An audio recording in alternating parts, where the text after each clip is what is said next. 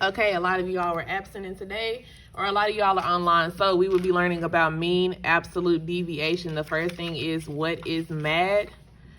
It's a measure of variability or spread in a single number that is used to describe the spread of a set of data. The mean measure of variability is the mean absolute deviation, or the MAD. The MAD is simply the mean of the distance between the data values and the mean of the data set. So when we're finding the MAD, there are 3 steps, as you can see, but there are a few more that we're going to add in. So for step one,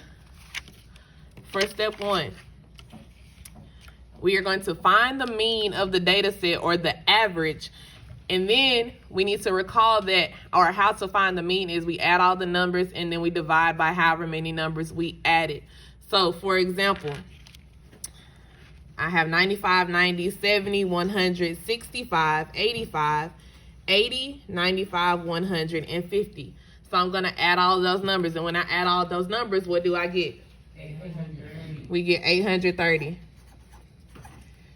And then that was the first step because I needed to add all the numbers. But then I have to divide by how many numbers are added. So what am I going to divide by here? 10. So 830 divided by 10. And when I put that in my calculator, I should get what? 83. 83. That's simple. That's step one. Now, for step two, we need to find the distance, or the difference, which means to subtract each number is away from the mean that we calculated in step one. Now, those are the numbers that we had in step one. These are all the data values that we had. And I took the mean, 83, and I subtracted 83 from each number in these boxes, okay? So when I do 95 minus 83, what should I get? 12. I should get 12. 90 minus 83. 7. 70 minus 83. 17. 100 minus 83. 17. 17. 65 minus 83. Negative what? 18. Negative 18. 85 minus 83. 2. 80 minus 83. 95 minus 83, we did it over there, is 12. 100 minus 83, we did it over there, it is 17. And then 50 minus 83, negative 33.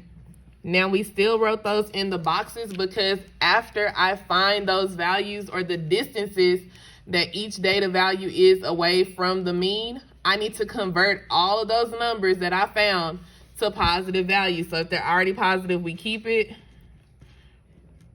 But if it's a negative number, I simply drop the negative off. We do not want to work with negative numbers, so we drop the negative off. And we also make sure we write each number that we see. Okay? And then we're on to step 3. Now in step 3, we're going to find the mean of the distances that we calculated in step 2. All that means is we're going to find the mean of the positive values.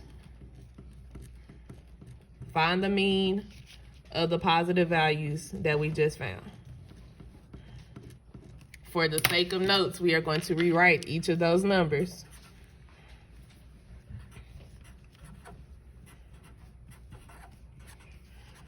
Make sure you write all the numbers that you see or that you found.